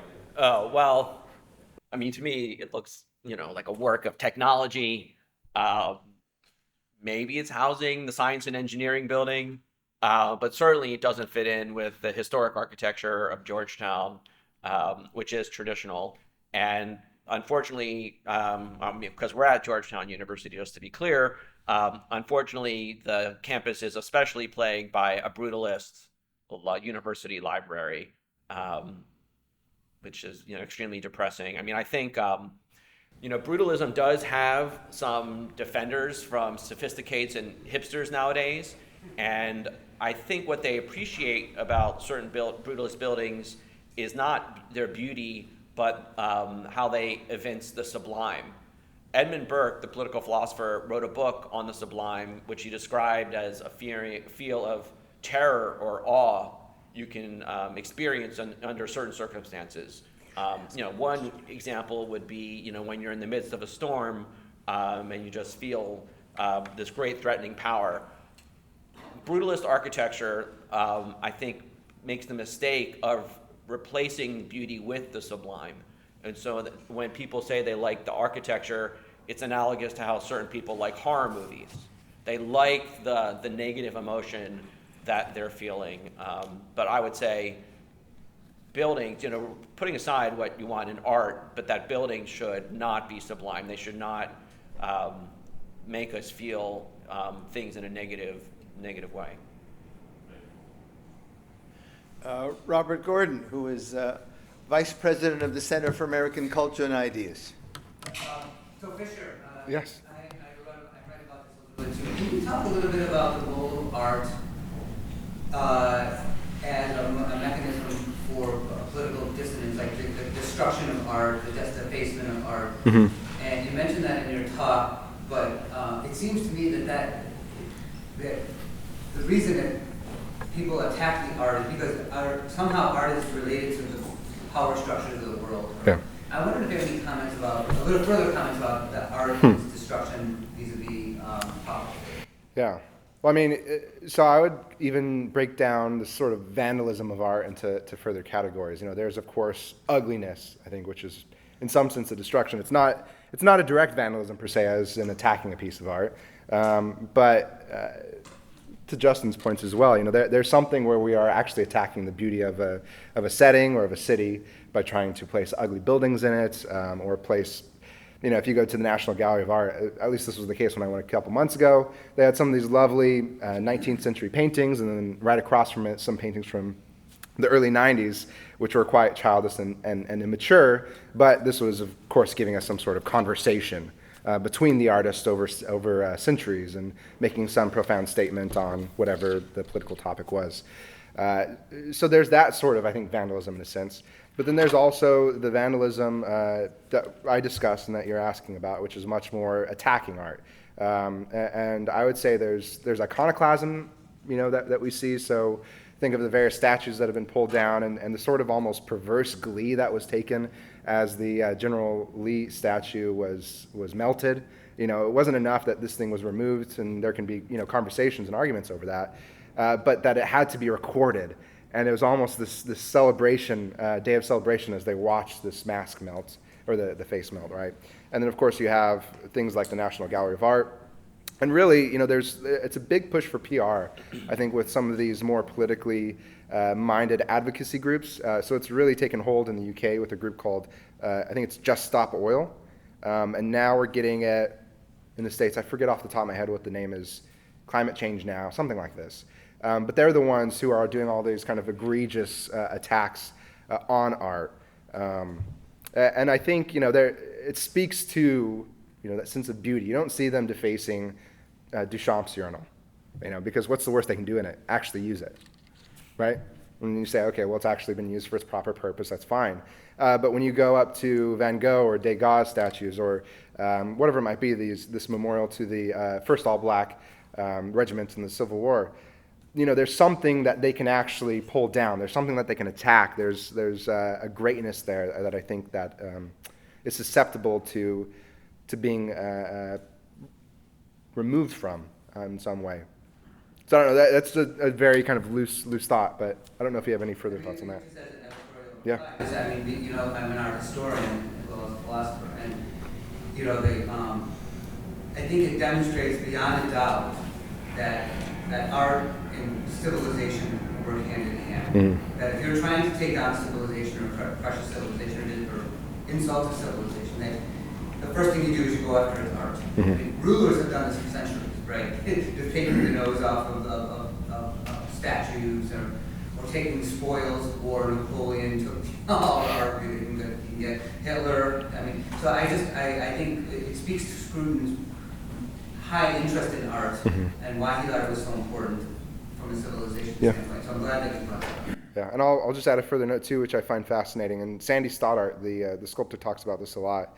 The sort of iconoclasm that sculpture in particular inspires and causes, because in some sense, when you look at a great piece of art, especially in a museum, especially if it's a painting, it's going to be framed. And even though you have to face it, and you might encounter a face or a landscape or whatever it is, there's still understanding the art in its own context and its own world. But Stoddart argues that with sculpture, it's actually taking up physical space. And it's within the 3D world. It's not just this frame that we're viewing and kind of seeing a window into. It's something that's looking down at us directly and reminding us in some sense of our death, or reminding us of that finality at some point. And he argues that this really causes, that kind of intense response in people, which I just find fascinating. Well, it's the effigy thing, is what it is. Because if you want to attack George Washington, you take his head off. You're literally, it's right. as if you're taking off the head of a man. Yeah. So I think that's a great point. Very good. Yeah, thank you. You mentioned the National Gallery of Art, which is a classical building completed I guess in the 1940s. But to give you a sense of the vitriol of the modernists for classical architecture, the dean of the Harvard's Graduate School of Design, extremely influential person at the time, he said that the building was a pink marble whorehouse, and wrote this incredible essay called The Last of the Romans. By contrast, FDR gave a wonderful speech at the opening of the museum in which he talked about how it harmonized the new and the old. It's traditional architecture, but built with modern technology. The museum had air conditioning, it had a steel structure, and FDR, who actually understood architecture in great detail, could see how you can combine these two things. Yes. Well, you have to appreciate too now the juxtaposition of the East building right next to what they call the West building, which is the main building now. I remember I finally went in there for the first time. I was just so confused walking around trying to find my way out. It was all these sub-levels, and they didn't make it easy on you. That much is sure. Ferenc. Yes, thanks for both speakers. My name is Ferenc Körker, and I have a question now to Justin, just to have a question to both speakers. And thanks for describing the stylistic features of individual buildings. I think it's crucial because, of course, it brings us back the traditional styles as opposed to some modern or postmodern ways of just meaning that architecture comes out of the blue, but you pointed out the traditional connections. But I think that part of Scruton's interest in the whole issue is more urbanistic than just simply architectural. And I would like you to comment on that part of his project, in particular when we are here at the conference on Scruton and America, his connection to the movement of new urbanism, because I think that there is a connection there. And of course, there the issue is how the urban developers of the modern period, post-war period, 60s and 70s, destroyed urban historical centers in Europe. And that was one issue that he found quite something that one should not forget and try to turn back. And for him also important was the American experience, where the locality, the centers where people can actually meet by just walking by, and where they can have time to spend together. That sort of experience is lost in many ways in the American urban experience, and new urbanists try to change that. So I would be glad to hear something how you see that connection. Sure. Thank you for that that correct comment. Scruton was a fan of the new urbanism. He talks about Leon Krier as being an exemplar on how he thinks about architecture and planning. As you were getting at, the new urbanists emphasize the importance of gentle density with walkability, neighborhoods designed to foster a sense of community where you do run into people. Scruton was very critical of suburbs, badly designed suburbs, which he believed helped lead to people living in an atomized society. He really preferred, towns and cities, though he himself would ultimately live in the countryside, but was critical of suburbia. And so, yes, for him, planning was not just about living in a pleasing environment, but in a place conducive to a good society. Hi, I'm Terry Gilbert, Salem. You want to stand up? Go ahead and stand up for us. Please, thanks. Either or any of you to address the use of solar panels on historic buildings. And I'm reminded of the view right over there, which looks like a historic building that has solar panels. And whether or not this is here to stay, I think they're extremely ugly. But with movement with the environment and so forth, it seems like they have been birthed into society, especially in places where there's a lot of sun. And whether or not we can do anything about them aesthetically if they have to be on top of historic buildings. And what would you say about that? Do you have any thoughts? Well, I mean, Scruton was, stressed the importance of sustainability in buildings, making the point that beautiful, beloved buildings last longer since they do not get torn down. And so therefore, beauty itself leads to sustainability. And he also endorsed many traditional building methods like the use of brick and masonry, which are highly sustainable. As for solar panels, from what I understand, ultimately they're going to be able to invent panels that look more like typical roofing. So maybe this is just a temporary development. I think he would also say that, hey, can we put these panels somewhere else? I mean, there's a lot of places in the world where you could stick them. Some places should be beautiful, and other places, where you're having factories or in the middle of nowhere, you can put the panels there. I don't see why you couldn't do that. I think sometimes people put panels on buildings, or they have designs where they grow trees on balconies as an example of what's called greenwashing. So they're creating actually a very inefficient, unsustainable building, but putting all this quote unquote green stuff on it to try to hide that fact. And I'll say just real quick too, I know there was an effort by Elon Musk, I don't know if it's actually gone anywhere, to create roofing panels that looked more like typical traditional roofing. I think it's very difficult to make, and it'd probably be ridiculously expensive, so I don't know how reasonable that is moving forward. But to that point too, there's an interesting question to ask about sustainability and aesthetics, and I asked this or raised this as a Californian. I live in Southern California in Orange County, and when you drive from Orange County out to Palm Desert, there's this beautiful, almost a little valley in between the hills that are coming out once you come out of the little mountain range there. And it's just filled with the wind turbines. And it is the ugliest sight you have ever seen. And it just, it irks me every time I drive by. And my wife knows that every time we drive by, I'll make some comment about it. But it really is horrendous. And this is not sustainable. I mean, these things they have to bury, and they can't actually break them down in any reasonable way. So it's really unfortunate that we have to figure out how to do both sustainability or things that are good, that make us good stewards of the environment, but also, I think, honor the landscape itself.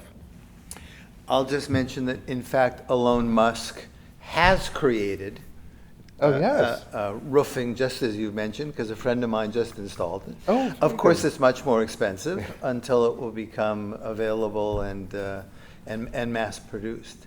Secondly, I think this problem is a very serious one for us.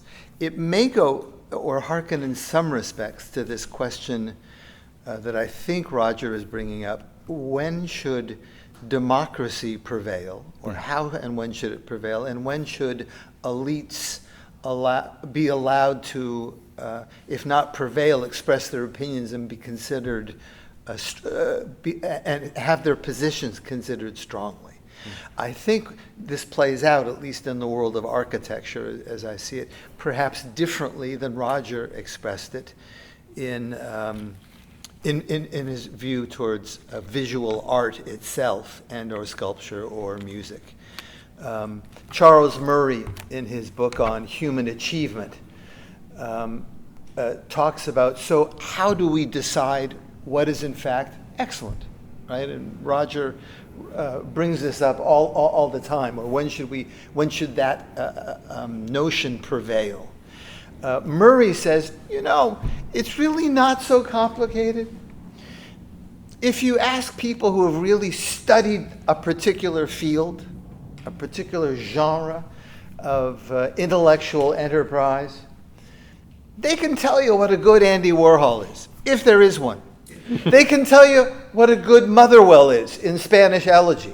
He only did 160 Spanish elegy. They can say, look, yeah, but these three really did what he wanted to do. So there may be a dialogue in that respect. It seems to me, I agree with Scruton and you very much in this, and architecture seems to represent us as democratic beings, and therefore should not be controlled by an elite when we are in an environment that is public and therefore for democratic. Daniel Mahoney. I think part of the problem is it's a kind of reversal of what Gator players for public, where the people, the demos are presented as being antinomian and all this and all that, and you have an aristocratic elite that defends elevation and law and self-restraint.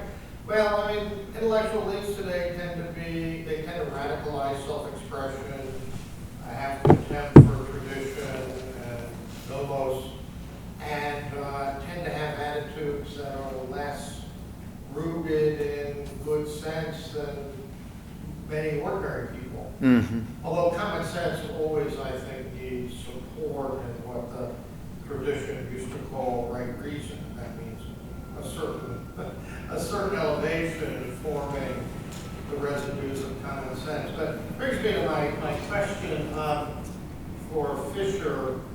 My long experience as a teacher is that while many students just sort of take emotivism and moral relativism as the starting point of any discussion of right action, there's still a place for common sense where lots of students will recognize that certain egregiously cruel or evil deeds are not capable of really being rationally defended. But when it comes to the aesthetic sphere, at least as the starting point, what they say. They just, Shakespeare and Snoop Dogg, no one can say. I once asked my students, names of rap artists of the day and said, do you think he'll be listened to in 500 years? And I said, if we're still a civilization, we'll probably be reading and performing Shakespeare. And to a man and woman, 50 of them, they refused. They just refused to say that Shakespeare was self-evidently superior on the plane of beauty or thought or anything of that. Well, Writer Scruton ends his book on beauty saying our experience of beauty is well-founded.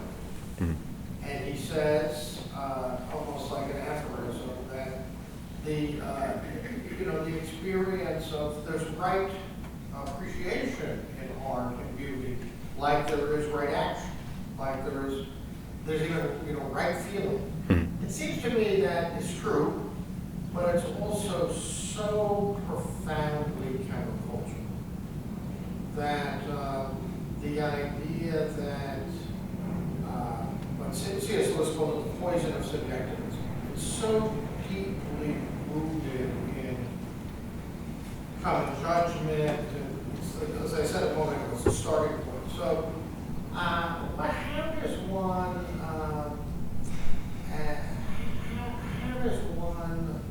work against them? You're starting with sort of, I think, true but countercultural premises. How do you, the idea that the experience of beauty is well-founded, that it's not a question of subjective, radically subjective or arbitrary feeling, but is in fact something that gives us fundamental access to the truth of reality. And I think it's one thing, you're very nicely, vividly stated manifesto. It's I think you probably come across that all the time. People not really. Do they really want to get on the beauty train? Do they really want to? Are they really capable, willing to make an argument for some kind of rational, non-argument grounding of better or worse? Yeah. In a set of judgment. So anyway, Paul. Yeah, no, I mean, these are all good points. To your point about education, there's a great clip. I don't remember, I think Roger was speaking at a Hildebrand event, if I have that right. And someone asked him about, educating students and how you get them to understand and appreciate music. Right. And he says, well, you have to start them off slow, and you have to really let them understand that, well, there's something different. And, he used the example of Lady Gaga's Poker Face, which is now, I realize, for young people, very dated. I did this at a conference for college students recently, and I realized that I was now 10 years older than them, and it wasn't as meaningful. But I said, you have Poker Face, and I subjected them to me, singing at least the melody, which is da da da da da da da da da da da. And I said, and you compare that to something like Bach's Brandenburg Concerto, which is bum bum bum bum bum bum bum bum bum bum. And then immediately you recognize, okay, well, there's something at least different happening here, right? Like we can all agree that there's that much, and you slowly have to tease them into it. But to your larger point about getting regular people to accept beauty, I think as we see with these more and more surveys being done around architecture and people talking about this, the common person generally likes beautiful things. And I found this to be my experience. I'm involved in the Arts Commission in my city. I've somehow found my way on this body, which is incredible in itself. But when I talk about beauty, knowing that in the art world itself, beauty is a very nasty and naughty word, people actually respond quite well. And even our kind of arts specialists on city staff responds quite well. And we all agree that we want a beautiful city. Now, there might be variations, and we start talking about certain things, and I say, well, I don't know if I agree with this. There's some questionable material here.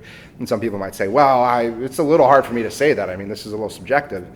But ultimately, I found if someone is actually willing just to stand there and say, no, I think this is wrong, and this is why I think it, if you can actually just state it, people will kind of say, oh, yeah, no, that's a good point. I think I agree with that. And so often, people aren't willing to put themselves out there.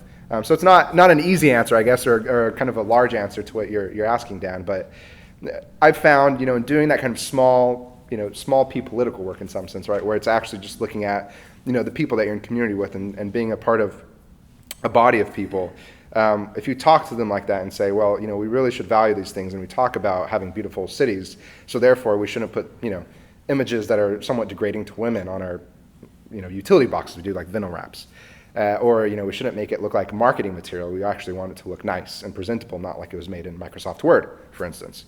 And people say, well, okay, there's something to that. Sure, I'll entertain it. Continue on. And even if they won't push back too much, they'll move with you to some extent.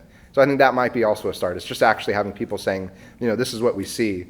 And when you look at this painting versus this painting, or this sculpture versus this sculpture, this building versus this building, we can all recognize, as we do with Lady Gaga and Bach, that there's something different happening here, and we might like one over the other after all. So my guess is that people are better than their theories. Yeah. In other words, our own Yeah. judgment is better than the abstract doctrines of the parents. I'll add just a little bit to that, Dan. So for about 12 years, we've been teaching a course at the University of Arizona called Human Achievement and Innovation in the Arts, because there was no course like it. What did it address, or what does it address? Just the kind of lack of sophistication and or even introduction to the highest quality that one can find in the arts. It addresses the question when the young student comes to me and says, look, I like Lady Gaga and you like Beethoven, so what's the problem? Why can't we just leave it at that? So now we get about 500 kids who come through the course every year, which is we think a pretty good number. And what I tell them at the start is the following. 20% of you are going to get it, 60% of you aren't going to get it, and 20% of you are going to flunk because you're not going to show up. That's kind of standard for a typical good research one state university. But then I say the following.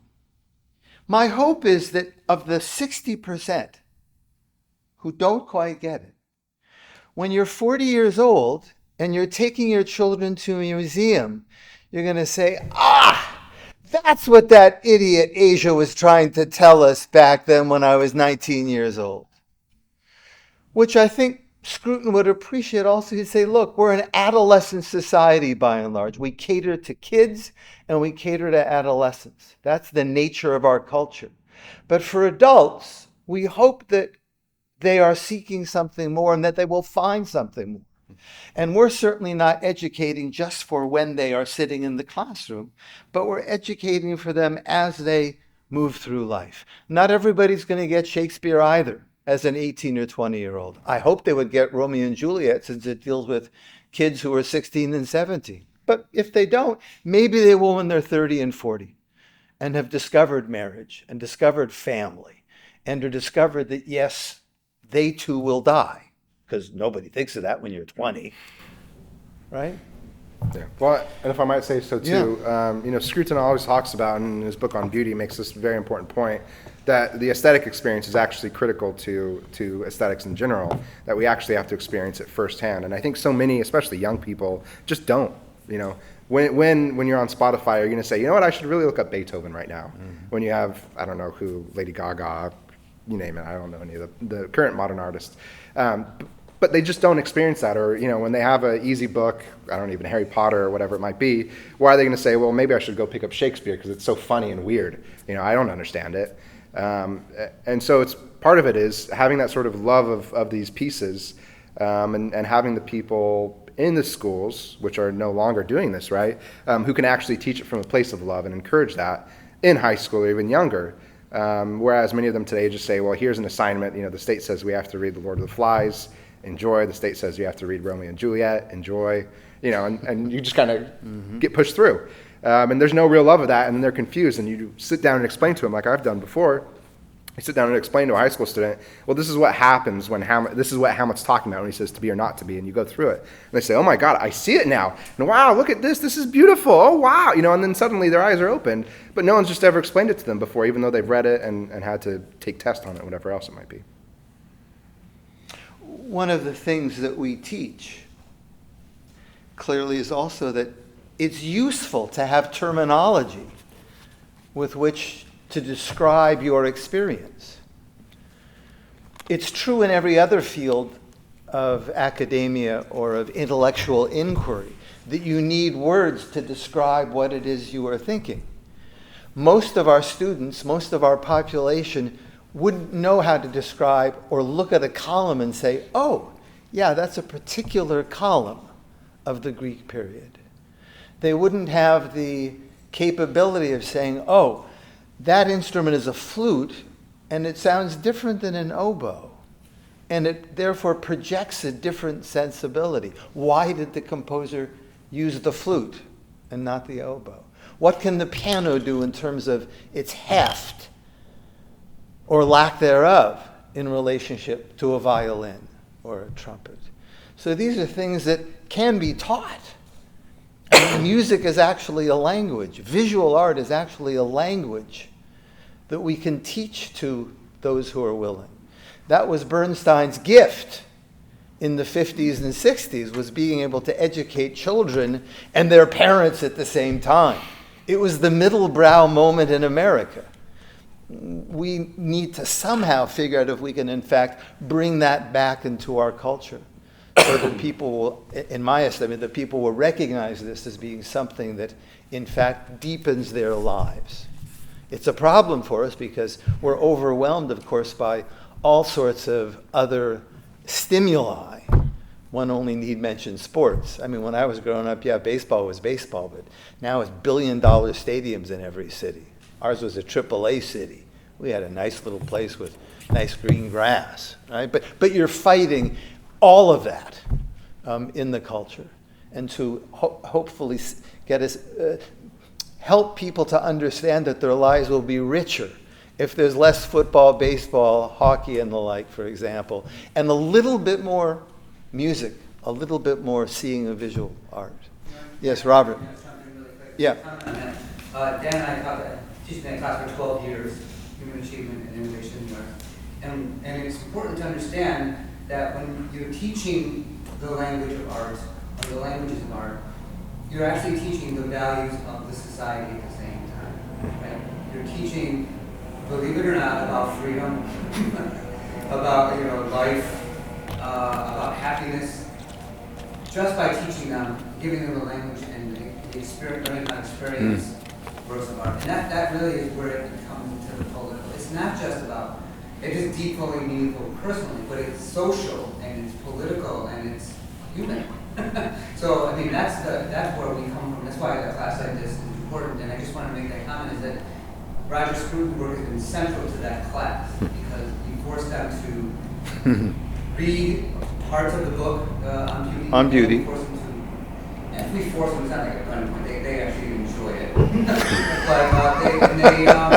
they watched Why Beauty Matters, the video he put out in 2009 about Why Beauty Matters. That's a whole class, right? And walk away, just as Fisher says, like, I didn't even know about that. I didn't wow, right? So this is where Roger Scruton is making a big impact on American mind, in my view. Proving that idea we're starting that we're trying to expand. Yeah. So that's what I throw that. Yeah, yeah. Sir. Yep. Hi, I'm Andrew Graham from the Atlantic. This is primarily a question for Justin. Speak up a little bit. We have a helicopter out here. Yeah, I saw Justin give a superlative presentation a few years ago at the Philadelphia Society on the relationship between classical architecture and courthouses. In the light of your presentation today, talking about the courthouse in Tuscaloosa and the U.S. Supreme Court as a classical building, do you have any thoughts on the relationship between justice and our federal courthouses? Would our jurisprudence look different if all of our federal courthouses were classical versus the more modern monstrosities that we see? And more, and we should weigh on this too, but philosophically, is there a relationship between beauty and justice that is experiential and one has a relationship on the other? Sure. Well, I'd first note that there was a federal judge, Jeffrey Gallant, who was appointed by Clinton, who talked about having presided in a modernist courthouse and a classical courthouse. And he said that the people in the courtroom were better behaved in the classical building. That the classical courthouse has a sense of gravitas. You probably, I think, do have a greater feeling that this is a place where this is a place of justice as opposed to this is a place of technology or ugliness or no design whatsoever, where there's no concern for order. Yeah, for order for people. And at the same time, the design of the courtroom is extremely traditional, where people sit, that the judge is raised, and I give an example in certain talks I give of the trial of the Chicago 7, famous trial in the 1960s that was turned into a movie recently. That trial took place in a Mies van der Rohe skyscraper in Chicago, a steel and glass, tower with just one floor stacked after the other, and you can't even tell looking at it that it's a civic building or a courthouse. In the movie, for a popular audience, the exterior of the courthouse is a classical building. The interior is a classical courtroom, because that's what people envision in America when they think of justice at its best. And you will find people like even Justice Breyer, who actually Supreme Court Justice Breyer, who does have a strong interest in architecture. He talks about how classical forms can evince a sense of justice and democracy. Whether or not people consciously think about it, I mean, yes, a temple architecture does harken back to Greece and Rome and to fundamentally sacred architecture. Scruton talks about how the sacred origins of temples actually, sort of redounds even to the present in secular buildings. Even the column, even in a classical column itself, he thinks has a sense of the sacred root. And so thus, even the word temple, like as I was saying, we have Chuck Schumer talking about the desecration of the temple to democracy. like, people understand that these buildings are temples of justice, and so therefore it makes sense to design in that way. I'd even add to that. Sorry, just thought of this, but I'll mention the consternation about the way Fetterman was dressed in the Senate. Scruton would talk about that, and we talk about it as well. Simply a matter of deportment, how you think about yourself, and how you are reflected in other people's minds and the image that you give, so that. The reason there's a $1 billion industry of fashion, as Robert will attest to, he talks about in the class, is because people are interested in how they look because it represents who they are, what they represent. So people who, yes, want to destroy the culture, dress as if they wish to destroy the culture.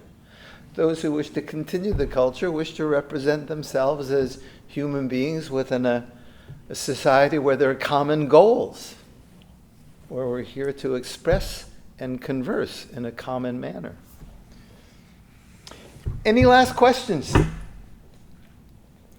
Well, we're going to stop then just a few minutes early, but my guess is there are still some donuts in the back and still coffee, so please do partake and converse with each other. Don't be bashful about what we have spoken about. Oh, there will be lunch at 1 o'clock, but there's another session prior to that starts at 10 of 12 in just about a half an hour. So we'll see you back here ready to go in half an hour. Gentlemen. Thank you, Daniel. A pleasure. That was marvelous.